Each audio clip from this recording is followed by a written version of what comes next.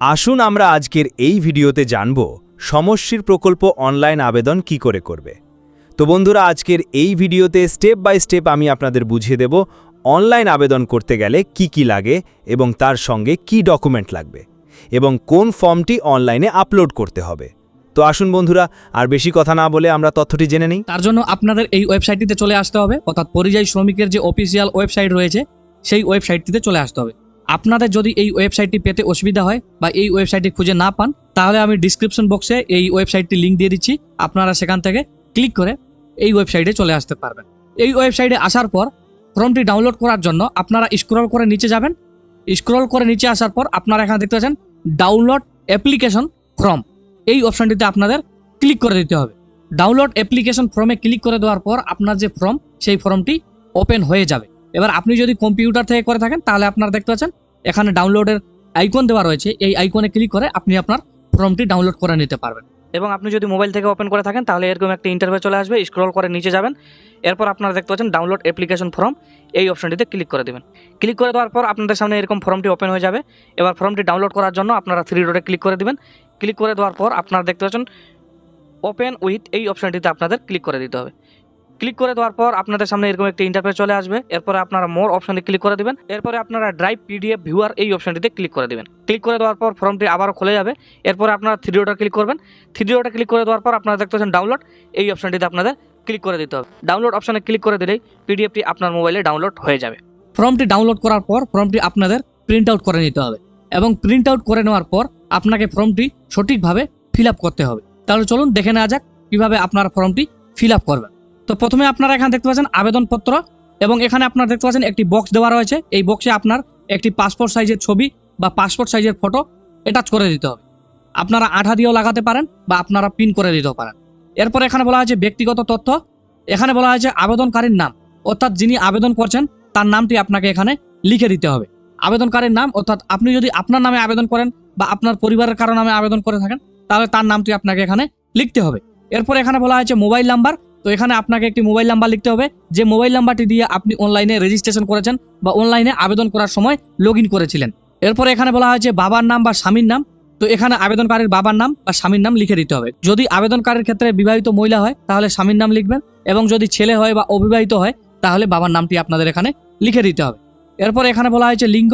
তো আপনাদের ক্ষেত্রে, অর্থাৎ আবেদনকারীর ক্ষেত্রে যেটি লিঙ্গ হবে বা জেন্ডার হবে সেটিতে আপনাদের টিক চিহ্ন দিতে হবে। যদি পুরুষ হয় তাহলে পুরুষের এখানে টিক চিহ্ন দিবেন, যদি মহিলা হয় তাহলে মহিলার এখানে টিক চিহ্ন দিবেন, এবং অন্যান্য হলে অন্যান্যর এখানে টিক চিহ্ন দিয়ে দিবেন। এরপর এখানে বলা হয়েছে ধর্ম। তো আপনার কি ধর্ম সেই ধর্মটি আপনি এখানে লিখে দিবেন। হিন্দু, মুসলিম, শিখ, খ্রিস্টান, আপনাদের ক্ষেত্রে যেটি হবে সেটি আপনি এখানে লিখে দিবেন। এবং যদি আপনি নাও লিখতে চান তাহলে কিন্তু কোনো অসুবিধা নেই, এটি কিন্তু বাধ্যতামূলক নয়, যেহেতু এখানে স্টার মার্ক দেওয়া নেই। সেক্ষেত্রে আপনি এটি ছেড়েও দিতে পারেন। এরপর এখানে বলা হয় যে জাতি, এসটি, এসসি, ওবিসি, ইউআর, অর্থাৎ আপনি আপনার জাতিটি এখানে লিখবেন, অর্থাৎ আবেদনকারীর জাতিটি আপনাকে এখানে লিখতে হবে। লিখলেও হবে, না লিখলেও কিন্তু কোনো অসুবিধা নেই, আপনারা চাইলে লিখতে পারেন, না লিখলেও কোনো অসুবিধা নেই। এরপরে এখানে বলা হয়েছে জন্ম তারিখ। তো এখানে আবেদনকারীর জন্ম তারিখটি লিখে দিতে হবে। এরপরে এখানে বলা হয়েছে আপাতকালীন ফোন নাম্বার, অর্থাৎ একটি ইমার্জেন্সি ফোন নাম্বার আপনাকে এখানে লিখতে হবে। যে মোবাইল নাম্বারটি আপনি প্রথমে দিবেন সেই মোবাইল নাম্বারটি না, আপনাকে অন্য একটি মোবাইল নাম্বার এখানে বসাতে হবে বা লিখতে হবে। যদি আপনার দ্বিতীয় কোনো মোবাইল নাম্বার না থেকে থাকে তাহলে আপনি আপনার পরিবারের কারো একটি মোবাইল নাম্বার এখানে লিখে দিবেন। যেহেতু এখানে স্টার মার্ক দেওয়া রয়েছে সেহেতু এটি কিন্তু বাধ্যতামূলক। এরপরে এখানে বলা হয়েছে আধার নম্বর। তো এখানে আবেদনকারীর আধার নাম্বারটি আপনাদের লিখে দিতে হবে। আধার নাম্বার লিখে দেওয়ার পর আপনারা এখানে দেখতে পাচ্ছেন খাদ্য সাথী নম্বর বা রেশন কার্ডের নম্বর। আপনার যে রেশন কার্ড রয়েছে বা আবেদনকারীর রেশন কার্ড রয়েছে সেই রেশন কার্ডের নম্বরটি আপনাদের লিখতে হবে। এরপর এখানে বলা হয়েছে ভোটার কার্ড নম্বর বা ইপিক নম্বর। তো আবেদনকারীর যে ভোটার কার্ড রয়েছে সেই ভোটার কার্ডের নাম্বারটি আপনাকে এখানে লিখে দিতে হবে, অর্থাৎ ইপিক নাম্বারটি লিখে দিতে হবে। অবশ্যই আপনাদের এটি কিন্তু লিখতে হবে। 18 বছরের নিচে যদি হয় বা ভোটার কার্ড যদি না থাকে তাহলে কিন্তু আবেদন করতে পারবে না, যেহেতু ভোটার কার্ড কিন্তু এখানে বাধ্যতামূলক রয়েছে। সেই ক্ষেত্রে আপনাদের ভোটার কার্ডের নাম্বারটি কিন্তু এখানে লিখতে হবে। এরপরে আমরা একটু নিচে চলে যাই। এরপরে আপনারা এখানে দেখতে পাচ্ছেন স্থায়ী ঠিকানা। এরপর আপনারা এখানে দেখতে পাচ্ছেন মহকুমা। তো আপনার মহকুমার নামটি আপনাদের এখানে লিখে দিতে হবে, অর্থাৎ আবেদনকারীর যে মহকুমা পড়বে সেই মহকুমার নামটি আপনাদের লিখতে হবে। এরপরে এখানে বলা হয়েছে ব্লক, মিউনিসিপ্যালিটি বা কর্পোরেশন। তো আবেদনকারীর ক্ষেত্রে যদি ব্লক এরিয়া হয় তাহলে ব্লকের নামটি লিখে দিতে হবে, এবং যদি মিউনিসিপ্যালিটি এরিয়া হয় তাহলে মিউনিসিপ্যালিটির এখানে টিক চিহ্ন দিয়ে মিউনিসিপ্যালিটির নামটি লিখে দিতে হবে, এবং যদি কর্পোরেশন এরিয়া হয় তাহলে কর্পোরেশনের এখানে টিক চিহ্ন দিয়ে কর্পোরেশনের নামটি লিখে দিতে হবে। যদি ব্লক এরিয়া হয় তাহলে ব্লকের এখানে টিক চিহ্ন দিয়ে দিবেন এবং তার নামটি আপনাদের এখানে লিখে দিতে হবে। এরপর এখানে বলা হয়েছে গ্রাম পঞ্চায়েত বা ওয়ার্ড। যদি পৌরসভা বা মিউনিসিপ্যালিটি বা কর্পোরেশন এরিয়া হয় তাহলে ওয়ার্ডের নামটি আপনারা এখানে লিখে দিবেন, এবং যদি ব্লক এরিয়া হয় তাহলে আপনার গ্রাম পঞ্চায়েতের নামটি আপনাদের এখানে লিখে দিতে হবে। এরপরে আপনারা দেখতে পাচ্ছেন থানা, তো আপনার যে থানা বা আবেদনকারীর যে থানাটি সেই থানার নামটি আপনাদের এখানে লিখে দিতে হবে। এরপর এখানে বলা হয়েছে পিন নাম্বার, তো এখানে আবেদনকারীর যে এরিয়ার পিনকোড রয়েছে সেই পিনকোডটি আপনাদের এখানে লিখে দিতে হবে। এরপর এখানে বলা হয়েছে কর্মক্ষেত্রের ঠিকানা ABCD এর মধ্যে যে কোনো একটি, অর্থাৎ আপনাকে এই চারটির মধ্যে যে কোনো একটি ঘর ফিল করতে হবে। তো প্রথম ঘরটি যে রয়েছে এ নাম্বারে যেটি রয়েছে, যে সমস্ত আবেদনকারী ভারতবর্ষের মধ্যে পশ্চিমবঙ্গ ছাড়া অন্য রাজ্যে কর্মরত তাদের জন্য, অর্থাৎ আপনি যদি ভারতবর্ষের মধ্যেই পশ্চিমবঙ্গে ছাড়া অন্য রাজ্য অর্থাৎ ভিন রাজ্যে কাজ করেন বা কাজ করছেন, তাহলে আপনাদের এই 1 নাম্বার অপশনটি বা এ নাম্বার অপশনটি ফিল করতে হবে। যেহেতু আপনারা এখানে দেখতে পাচ্ছেন ভারতবর্ষ লেখা রয়েছে, এরপরে আপনারা এখানে দেখতে পাচ্ছেন রাজ্য বা কেন্দ্রশাসিত অঞ্চল। তো আবেদনকারী যে রাজ্যে কাজ করছে বা যে রাজ্যে কর্মরত সেই রাজ্যটির নাম লিখতে হবে। যদি কেন্দ্রশাসিত অঞ্চল হয় তাহলে সেই কেন্দ্রশাসিত অঞ্চলের নামটি লিখে দিতে হবে। এরপরে আপনারা এখানে দেখতে পাচ্ছেন থানা, তো আবেদনকারী যেখানে কাজ করছেন বা কর্মরত সেখানকার যে থানা সেই থানাটির নামটি এখানে লিখতে হবে। অবশ্যই এটা আপনাদের, যদি আপনি পশ্চিমবঙ্গের বাইরে কোনো রাজ্যে কাজ করেন বা ভিন রাজ্যে কাজ করেন এবং দেশের মধ্যেই, তাহলে আপনাদের এই এ নাম্বারের অপশনটি ফিল করতে হবে। এবং যদি ভারতবর্ষের অর্থাৎ দেশের বাইরে কর্মরত হয় বা দেশের বাইরে কোনো দেশে কাজ করছে বা কর্মরত, তাহলে আপনাদের এই বি নাম্বার অপশনটি ফিল করতে হবে। এ নাম্বার অপশনটি ফিল করতে হবে না, আপনাকে এই চারটির মধ্যে যে কোনো একটি ফিল করতে হবে। এবং সি নাম্বারটি হচ্ছে, যদি আপনি বাড়িতে রয়েছেন এবং ভাবছেন যে আপনি ভিন কোনো রাজ্যে কাজ করতে যাবেন, তাহলে আপনাদের সি নাম্বারটি ফিল করতে হবে। এবং আপনি প্রস্তুতি নিয়ে নিয়েছেন যে আপনি ভিন কোনো রাজ্যে কাজ করতে যাবেন, তাহলে আপনাদের এই সি নাম্বারটি ফিল করতে হবে। এবং আপনি যদি প্রস্তুতি নেন বা আপনি যদি ভাবছেন যে আপনি দেশের বাইরে অর্থাৎ ভিন দেশে কোনো কাজ করতে যাবেন, যেমন সৌদি আরব, দুবাই, কুয়েত, কাতার এই সব দেশে কাজ করতে যাবেন, তাহলে আপনাদের এই ডি নাম্বারের অপশনটি ফিল করতে হবে। আপনাদের ক্ষেত্রে যেটি হবে সেটি আপনারা এখানে ফিল করে দিবেন, যে কোনো একটি আপনাদের ফিল করতে হবে। যদি আপনি দেশের বাইরে কাজ করেন তাহলে আপনারা এখানে দেশের নামটি লিখে দিবেন যে আপনি কোন দেশে কাজ করছেন। এবং এখানে বলা হয়েছে কর্মস্থলের ঠিকানা, অর্থাৎ আপনি যেখানে কাজ করেন, যে আপনি যদি অন্য কোনো বাইরের দেশে কাজ করছেন এবং সেখানকার যে ঠিকানা রয়েছে সেই ঠিকানাটি আপনাকে এখানে লিখতে হবে। এবং এখানে বলা হয়েছে বৈধ পাসপোর্ট নম্বর, তো আপনার যে পাসপোর্ট নম্বর সেই পাসপোর্ট নম্বরটি আপনাকে এখানে লিখতে হবে। তো এখান থেকে আপনাদের ক্ষেত্রে যেটি হবে সেটি আপনারা ফিল করে দিবেন। আপনাদের যদি এ হয় তাহলে এর এখানে আপনি ফিল করে দেবেন, বি হলে বির ঘরটি ফিল করবেন, এবং সি হলে সির ঘরটি ফিল করবেন, এবং ডি হলে ডি এর ঘরটি আপনারা ফিল করে দিবেন। এরপরে আমরা নিচে চলে যাই। এরপরে এখানে বলা হয়েছে কাজের ধরন, অর্থাৎ আপনি বাইরের কোনো দেশে কাজ করছেন বা ভিন কোনো রাজ্যে কাজ করছেন, তো কি কাজে আপনি যুক্ত রয়েছেন বা কি কাজে আপনি কর্মরত রয়েছেন সেটি আপনাকে এখানে লিখতে হবে। এখানে আপনারা দেখতে পাচ্ছেন অনেকগুলি কাজের নাম দেওয়া রয়েছে, এখান থেকে আপনাদের যেটি হবে সেটি আপনারা টিক চিহ্ন দিয়ে দিবেন। এবং যদি এগুলির মধ্যে না হয়ে থাকে তাহলে আপনারা এখানে সেটি লিখে দিবেন যে আপনি কি কাজে কর্মরত রয়েছেন। এরপর এখানে বলা হয়েছে বাইরে যাওয়ার দিন বা প্রস্তাবিত দিন, অর্থাৎ আপনি কবে বাইরে গেছেন সেই তারিখটি আপনাকে এখানে লিখতে হবে, বা কবে বাইরে যেতে চাচ্ছেন সেই তারিখটি আপনাকে এখানে লিখতে হবে। যদি আপনি বাইরে কোনো ভিন রাজ্যে গিয়ে কাজ করছেন বা বাইরে কোনো দেশে গিয়ে কাজ করছেন, তাহলে আপনি কবে গেছেন সেই তারিখটি লিখতে হবে। এবং যদি আপনি ভাবছেন যে আপনি যাবেন, তাহলে সেই তারিখটি আপনাকে লিখতে হবে যে কত তারিখে আপনি ভিন রাজ্যে কাজ করতে যাবেন বা কত তারিখে আপনি ভিন দেশে কাজ করতে যাবেন। এরপর এখানে বলা হয়েছে প্রতিদিন কত টাকা পারিশ্রমিক বা প্রস্তাবিত পারিশ্রমিক, অর্থাৎ আপনি যে বাইরের কোনো রাজ্যে রয়েছেন এবং সেখানে কর্মরত রয়েছেন, তো আপনার প্রতিদিনের যে পারিশ্রমিক বেতন বা প্রতিদিন যে আপনি ইনকাম করেন সেই টাকাটির সংখ্যা আপনাকে এখানে লিখতে হবে। আপনারা চাইলে লিখতে পারেন, না লিখলেও কিন্তু কোনো অসুবিধা নেই, যেহেতু এই অপশনটি বাধ্যতামূলক নয়। এরপরে এখানে বলা হয়েছে স্বনিয়োযুক্ত, এজেন্ট দ্বারা নিযুক্ত, এজেন্ট ছাড়া নিযুক্ত, অন্যান্য ব্যক্তি দ্বারা নিযুক্ত। তো আপনি যে বাইরের দেশে কাজ করতে গেছেন বা ভিন রাজ্যে কাজ করতে গেছেন, তো আপনি কার দ্বারা কাজ করতে গেছেন। যদি আপনি নিজে কাজ করতে যান, আপনি কারো দ্বারা যাননি, তাহলে আপনাকে স্বনিযুক্তর এখানে টিক চিহ্ন দিতে হবে। এবং আপনি যদি এজেন্টের দ্বারায় যান, তাহলে আপনাদের এজেন্টের দ্বারায় নিযুক্ত এই অপশনটিতে টিক চিহ্ন দিতে হবে। এবং আপনি যদি এজেন্ট ছাড়া নিযুক্ত হয়ে থাকেন, তাহলে আপনারা এজেন্ট ছাড়া নিযুক্ত এখানে টিক চিহ্ন দিবেন।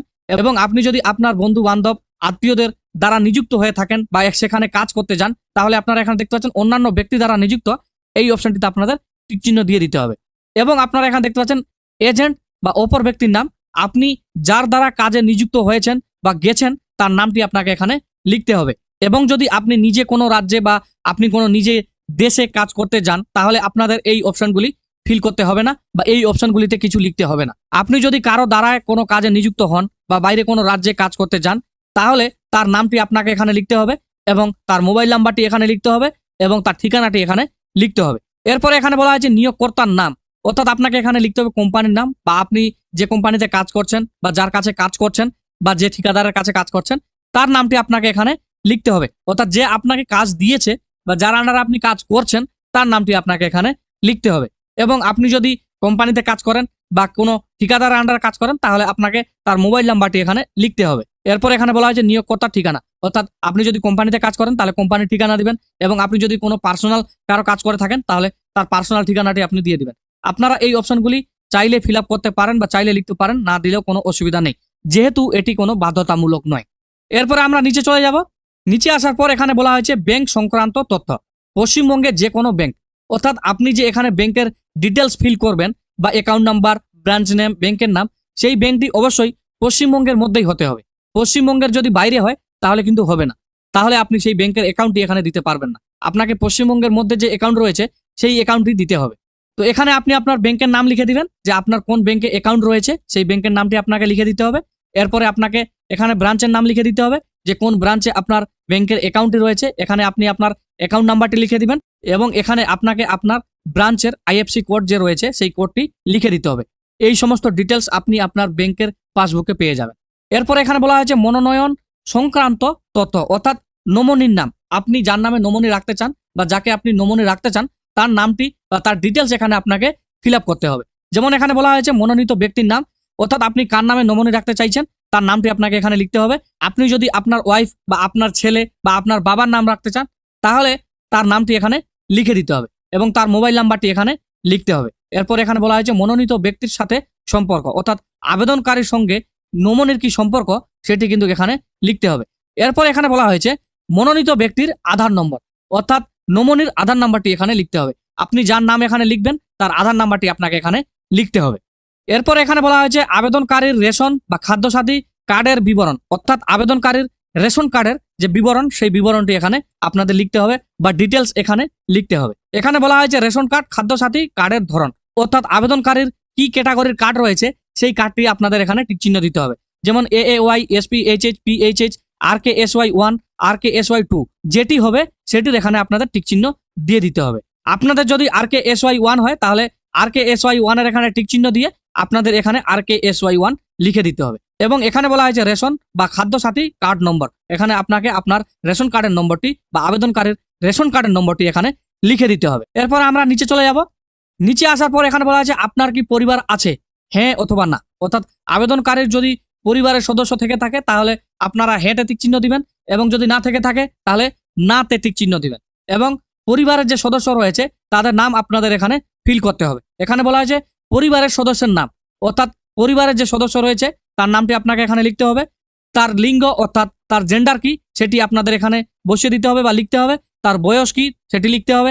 তার আধার নাম্বার কি সেটি আপনাদের লিখতে হবে, এবং তার সঙ্গে আবেদনকারীর কি সম্পর্ক সেটি এখানে লিখতে হবে। এবং দ্বিতীয় কোনো যদি ব্যক্তি থাকে পরিবারে তাহলে আপনাদের সেটির নাম লিখে দিতে হবে বা তার নাম লিখে দিতে হবে। তার লিঙ্গ অর্থাৎ জেন্ডার লিখে দিতে হবে, তার বয়স লিখে দিতে হবে, তার আধার নম্বর লিখে দিতে হবে, এবং তার সঙ্গে আবেদনকারীর কি সম্পর্ক সেটি আপনাদের লিখে দিতে হবে। এরপর এখানে বলা হয়েছে আবেদনপত্রের সাথে নিম্নলিখিত নথিপত্র এর জেরক্স জমা দিতে হবে, অর্থাৎ আবেদনপত্রের সঙ্গে এই আবেদনপত্রটির সঙ্গে, অর্থাৎ আপনি যখন অনলাইনে আবেদন করতে যাবেন তখন কিন্তু আপনাকে এই ডকুমেন্টগুলি আপলোড করতে হবে। যেমন এখানে রয়েছে পাসপোর্ট আকারের ছবি, ব্যাংকের পাসবুক, আধার কার্ডের নম্বর। এরপরে আপনারা এখানে দেখতে পাচ্ছেন আবেদনপত্র সহ সংযোজনীয় অর্থাৎ এরপরে যে ফর্মটি রয়েছে সেই ফর্মটি আপনাদের এই ফর্মটির সঙ্গে দিতে হবে। এরপরে রয়েছে ভোটার কার্ড নম্বর অর্থাৎ ইপিক নম্বর। এরপরে এখানে বলা হয়েছে 5 নম্বরে বৈধ পাসপোর্টের প্রত্যায়িত কপি, যদি তিনি বাইরের দেশে কাজে যুক্ত থাকেন বা যুক্ত হবেন। যদি আবেদনকারী বাইরে কোনো দেশে অর্থাৎ দেশের বাইরে কাজ করতে যাবেন বা কাজ করছেন তাহলে পাসপোর্টের যে কপি রয়েছে বা পাসপোর্টের যে ফ্রন্ট পেজ রয়েছে সেই পেজটি কিন্তু জেরক্স করে বা স্ক্যান করে আপলোড করতে হবে। এরপরে আমরা নিচে চলে যাব। এরপরে এখানে বলা হয়েছে পরিযায়ী শ্রমিকের স্বাক্ষর, অর্থাৎ যিনি আবেদন করবেন বা যিনি আবেদন করতে চাইছেন তাকে কিন্তু এখানে একটি সই করতে হবে বা স্বাক্ষর করতে হবে। এরপরে এখানে বলা হয়েছে স্থান, এখানে আপনি আপনার গ্রামের নামটি লিখে দিবেন, অর্থাৎ আবেদনকারীর গ্রামের নাম লিখে দিবেন। এরপর এখানে তারিখ, তো যে তারিখে আপনি আবেদন করবেন সেই তারিখটি এখানে লিখে দিবেন। এরপরে আমরা নিচে যাব। নিচে আসার পর এখানে বলা হয়েছে আমি শ্রী, শ্রীমতী বা কুমারী, এখানে আবেদনকারীর নাম লিখে দিতে হবে। যদি আবেদনকারী পুরুষ হয় তাহলে শ্রীর এখানে টিক চিহ্ন দিতে হবে। যদি আবেদনকারী মহিলা হয় তাহলে এখানে টিক চিহ্ন দিতে হবে। যদি আবেদনকারী অবিবাহিত হয় তাহলে কুমারীর এখানে টিক চিহ্ন দিতে হবে। এরপর এখানে বলা হয়েছে পিতা বা স্বামী, যদি আবেদনকারী বিবাহিত মহিলা হয় তাহলে স্বামীর নাম লিখে দিবেন, এবং যদি আবেদনকারী ছেলে বা অবিবাহিত হয় তাহলে এখানে বাবার নাম বা পিতার নাম লিখে দিবেন। এরপর এখানে বলা হয়েছে আধার নাম্বার, তো এখানে আবেদনকারীর আধার নাম্বারটি লিখতে হবে। এরপরে বলা হয়েছে ভোটার কার্ড নম্বর, তো এখানে আবেদনকারীর ভোটার কার্ডের নাম্বারটি লিখতে হবে, অর্থাৎ ইপিক নাম্বারটি লিখতে হবে। এরপরে বলা হয়েছে স্থায়ী ঠিকানা, তো এখানে আবেদনকারীর যে পুরো ঠিকানাটি রয়েছে সেই ঠিকানাটি এখানে লিখতে হবে। আপনারা দেখতে পাচ্ছেন এখানে অনেক বড় জায়গা দেওয়া আছে, এখানে আবেদনকারীর পুরো ঠিকানা লিখতে হবে, গ্রামের নাম, পোস্ট অফিসের নাম, থানা, জেলা, পিন নম্বর, সমস্ত কিছু এখানে লিখতে হবে। এরপরে আপনারা এখানে দেখতে পাচ্ছেন এখানে বলা হয়েছে এত দ্বারা জানাচ্ছি যে আমি, এখানে তারিখ লিখে দিবেন, আপনার পেশা লিখে দিবেন, এবং আপনি ভারতবর্ষের কোন রাজ্যে কাজ করছেন সেটি লিখে দিবেন, ভারতবর্ষের কোন রাজ্যের কোন জেলায় কাজ করছেন সেটি লিখে দিবেন, এবং যদি ভারতবর্ষের বাইরে হয় তাহলে আপনারা সেই দেশটির নাম এখানে লিখে দিবেন। এরপরে এখানে দেখতে পাচ্ছেন কাজে যোগদান করছি বা করব, যদি আপনি কাজে যোগদান করেছেন তাহলে আপনার এখানে করেছি এখানে টিক চিহ্ন দিবেন, এবং যদি আপনি ভাবছেন যাবেন তাহলে আপনি এই করবেন এখানে টিক চিহ্ন দিবেন। এরপরে এখানে দেখতে পাচ্ছেন উপরে প্রদত্ত তথ্য আমার জ্ঞান ও বিশ্বাস মতে সত্য, অর্থাৎ আপনি এখানে ডিক্লারেশন দিচ্ছেন যে আপনি যেসব তথ্য বা যেসব ডিটেলস ফিল করেছেন বা পূরণ করেছেন সেইগুলি তথ্য আপনার জ্ঞান মতে বা আপনার বিশ্বাস মতে সমস্ত কিছু সত্য। এরপর এখানে বলা হয় তারিখ সহ পরিযায়ী শ্রমিকের স্বাক্ষর, এখানে যিনি আবেদন করছেন তাকে সই করতে হবে বা স্বাক্ষর করতে হবে, এবং অবশ্যই যে তারিখে সিগনেচার করছে বা স্বাক্ষর করবে সেই তারিখটি এখানে লিখতে হবে। তো এইভাবে আপনাদের এই ফর্মটি সঠিকভাবে ফিল আপ করার পর যখন আপনি ডকুমেন্টগুলি আপলোড দিতে যাবেন তখন কিন্তু একটি অপশন পেয়ে যাবেন যে আপনাকে এখানে একটি ফর্ম আপলোড করতে হবে, সেখানে আপনি এই ফর্মটি আপলোড করবেন, অর্থাৎ আপনাকে এই ফর্মটি ফিল আপ করে স্ক্যান করতে হবে, স্ক্যান করার পর আপনাকে সেই ফর্মের পিডিএফটি আপলোড করতে হবে। সেটিও আমি দেখিয়ে দিচ্ছি যে কোথায় আপনারা ফর্মটি আপলোড করবেন। আপনারা এখানে দেখতে পাচ্ছেন এখানে বলা হয়েছে আপলোড অ্যাপ্লিকেশন ফর্ম, এই অপশনটিতে কিন্তু আপনাদের সেই অ্যাপ্লিকেশন ফর্মটি আপলোড করতে হবে। যে অ্যাপ্লিকেশন ফর্মটি আমি দেখালাম যে কিভাবে আপনাদের ফিল আপ করতে হবে, এই অ্যাপ্লিকেশন ফর্মটি আপনাদের এই অপশনটিতে আপলোড করতে হবে, এবং সেই ডকুমেন্টের সাইজ হতে হবে 500 কেবির মতো।